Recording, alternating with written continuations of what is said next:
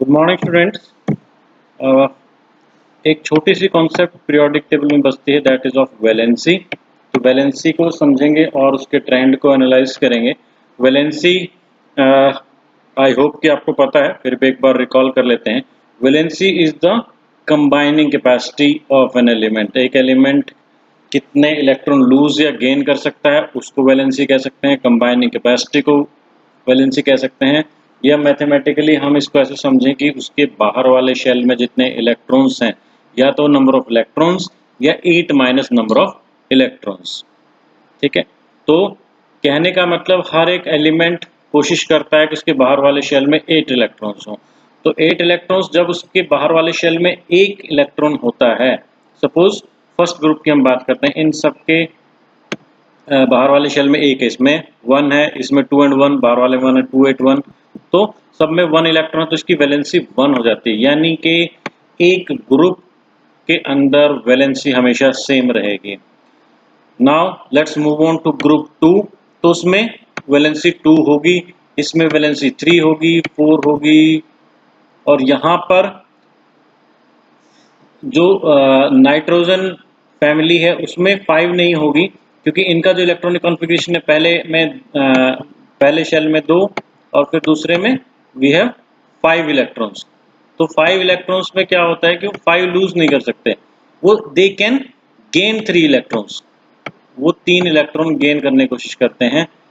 तो valency is 8 minus 5 that is 3। तो यहाँ पर इनकी वैलेंसी 3 हो जाती है। इसी तरह ऑक्सीजन की वैलेंसी जो वो 2 है, क्योंकि 2 एंड 6 6 इलेक्ट्रॉन हो गए और 8 में से 6 गए, 2 हो गए।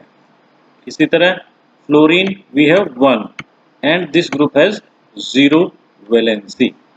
तो ये हमने अंडरस्टैंडिंग के पॉइंट ऑफ व्यू से इसकी डेफिनेशन देखी। अब हम अगर ट्रेंड की बात करें तो across the group top to bottom valency vary नहीं करती, एक ग्रुप के एलिमेंट्स की वैलेंसी एक ही होती है। A particular group will have a same valency. और हम अक्रॉस द पीरियड चलते हैं, जैसे फर्स्ट ग्रुप हो गया, सेकंड से एग्जांपल लेते हैं, इस पीरियड में हम चलते हैं।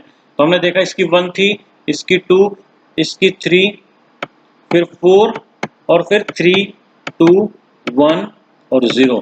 यानी कि अगर हम इसको एक ग्राफ की हेल्प से देखें तो वैलेंसी पहले बढ़ती है 1 2 3 4, फिर कम होती है और 0 हो जाती है।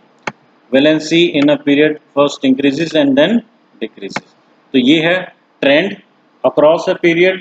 आपको ध्यान रखना पड़ेगा, पहले वैलेंसी इंक्रीज होती है, मैक्सिमम वैलेंसी 4 तक इंक्रीज होती है और फिर डिक्रीज होकर 0 तक, नोबल गैसेस तक पहुंच जाती है और 1 से स्टार्ट करती है। और अक्रॉस द ग्रुप हम आपको बता चुके हैं, अक्रॉस द ग्रुप ये हमेशा 1 ही रहेंगे।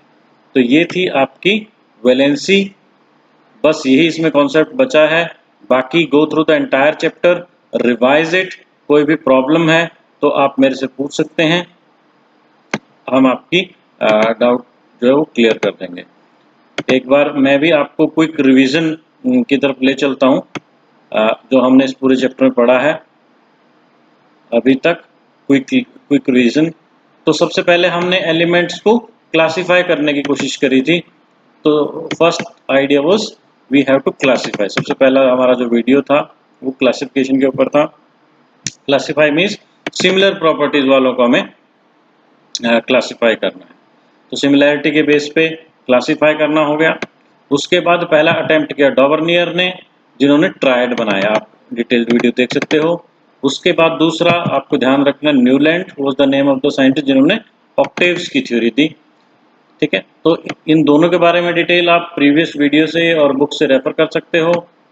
उनकी जो प्रॉब्लम्स थी वो भी आप पढ़ सकते हो। फिर मेंडलीव ने काफ़ी अच्छा अरेंजमेंट किया, और वो उनका आधार क्या था, increasing order of the atomic mass. ये चीज़ आपको याद रखनी है कि increasing order of the atomic mass, ये रूल था मेंडलीव पीरियोडिक टेबल का।